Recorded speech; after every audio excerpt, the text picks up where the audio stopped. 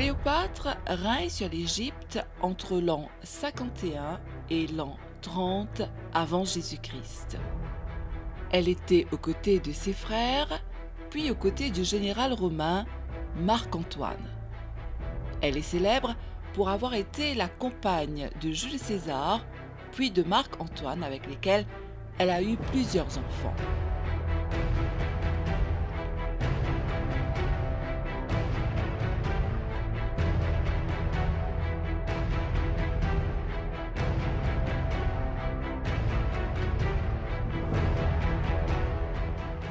Partie prenante dans la guerre civile opposant Marc-Antoine à Octave, elle est vaincue à la bataille d'Actium en l'an 31. Sa défaite permet aux Romains de mener à bien la conquête de l'Égypte, événement qui marque la fin de l'époque hellénistique.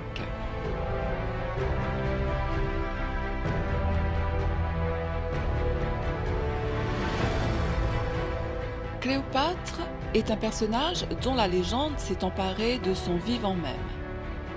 Sa mort, tragique, n'a fait qu'ajouter au romanesque qui l'entoure et peut pour cette raison nuire à une approche objective qui a été l'une des femmes les plus célèbres de l'Antiquité.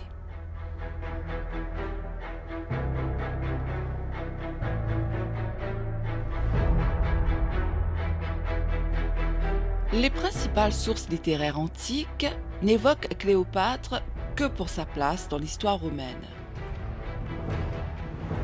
Lorsque Cléopâtre sort de l'ombre des dirigeants romains, elle sort de l'histoire.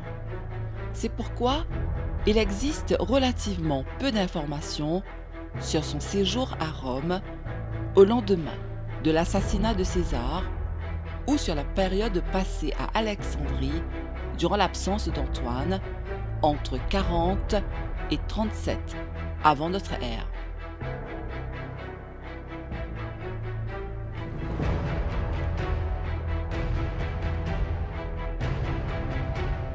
La dernière reine d'Égypte est née au cours de l'hiver 69-68 avant notre ère, probablement à Alexandrie. Elle appartient à la dynastie d'origine macédonienne des Lagides, laquelle règne sur l'Égypte depuis la fin du IVe siècle avant notre ère. Cette dynastie a été fondée par l'un des généraux d'Alexandre le Grand qui s'empare de l'Égypte à la mort du conquérant. Cléopâtre est l'une des 3 filles connues du roi. Il est difficile de cerner la véritable personnalité de Cléopâtre. Mais d'après les écrits, elle posséderait beaucoup de courage et se relevait suffisamment intelligente pour inquiéter les Romains. De plus, alors qu'elle est souvent présentée dans les écrits hostiles comme étant une fille de joie, elle a démontré ses capacités de diplomate et de dirigeante. Le fait qu'elle ait séduit des Romains et créé des liens avec eux uniquement à l'aide de sa beauté est une supposition probablement fausse.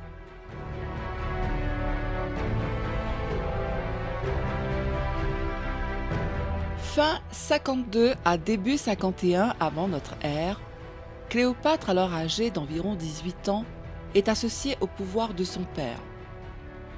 Quelques mois après le testament du roi, mort en 51, désigne comme successeur Cléopâtre et son frère cadet d'une dizaine d'années environ. Mais rien ne prouve que Cléopâtre ait voulu exercer la totalité du pouvoir à l'époque. En tout cas, les titulaires de cette période lui accordent toujours la seconde place. Ces 3 premières années de règne sont difficiles du fait des difficultés économiques, crue insuffisante du Nil et lutte politique entre Pothin et le général Achillas qui cherche à opposer le frère et la sœur. En l'an 49, les relations se dégradent totalement entre les 2 souverains. Les causes de cette rupture sont ignorées, mais à partir de cette date, c'est le nom de la reine qui figure dans les textes officiels. Mais Cléopâtre deviendra reine seulement en 44 avant notre ère, lorsque César est assassiné. Profitant de la situation qui s'ensuit, Cléopâtre quitte Rome à la mi-avril, faisant escale en Grèce. Elle parvient à Alexandrie en juillet 44. Elle entreprend de rétablir l'autorité de l'Égypte sur Chypre, qui a été cédée à Rome en l'an 59. À peine de retour dans son royaume, le roi Ptolémée XIV est assassiné. Il était à la fois monarque et rival potentiel de Cléopâtre. La naissance de son fils lui assure un successeur éventuel, et elle prend donc le titre de reine. Cléopâtre, enfin seule reine d'Égypte, même si c'est officiellement au nom de son fils, est confrontée à des années difficiles.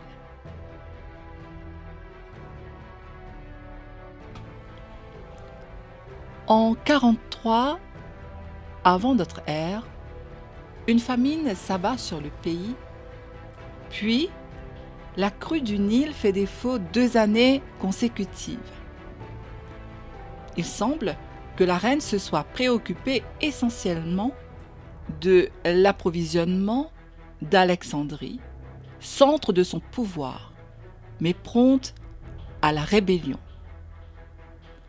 De plus, il lui faut compter avec les 4 légions romaines installées par son défunt amoureux qui se livrent à des exactions jusqu'à leur départ en 43. La guerre que se livrent les assassins de César, Cassius et Brutus et ses héritiers Octave et Marc-Antoine, oblige la reine à des contorsions diplomatiques. En effet, Brutus tient la Grèce ainsi que l'Asie mineure, tandis que Cassius s'installe en Syrie. Le gouverneur de Cléopâtre à Chypre vient en aide à Cassius avec l'assentiment de la reine, quels que soient les sentiments qui lui inspirent l'un des assassins de César. Sérapion est officiellement désavoué plus tard. Dans le même temps, Cléopâtre les 4 légions aux partisans de César. C'est aussi l'occasion pour elle de se débarrasser de l'occupation romaine.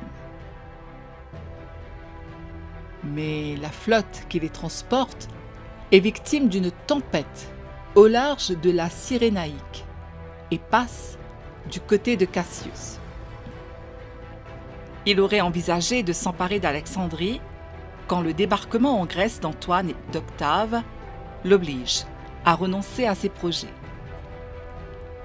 La reine se place finalement dans le camp des vainqueurs quand, en 42, les républicains sont écrasés à la bataille de Philippe. On ignore depuis quand Cléopâtre, âgée de 29 ans en l'an 41, et le général romain, qui a une 40aine d'années, se connaissent. Marc-Antoine est l'un des officiers qui ont participé au rétablissement du roi en 55, mais il est peu probable qu'ils se soient fréquentés. Cléopâtre, n'ayant à l'époque qu'une 15aine d'années, même si Appien indique qu'Antoine a déjà remarqué la future reine, il n'existe aucun témoin certain sur cette possible rencontre. Il est plus vraisemblable qu'ils se soient fréquentés lors du séjour à Rome de Cléopâtre. Pourtant, lors de leur rencontre en 41 avant notre ère, ils semblent assez bien se connaître. Pendant ce temps, Antoine reprend le projet de César et va vers une grande expédition. Il convoque des souverains à Tarse et à Cilicie, y compris la reine d'Égypte. Celle-ci connaît au moins un des défauts de l'officier, sa vanité et son amour du faste. Une liaison de 10 ans, sans doute l'une des plus célèbres de l'histoire, même s'il est difficile de savoir quelle est la part de calcul dans l'attitude d'Antoine lequel a besoin de l'Égypte pour ses projets.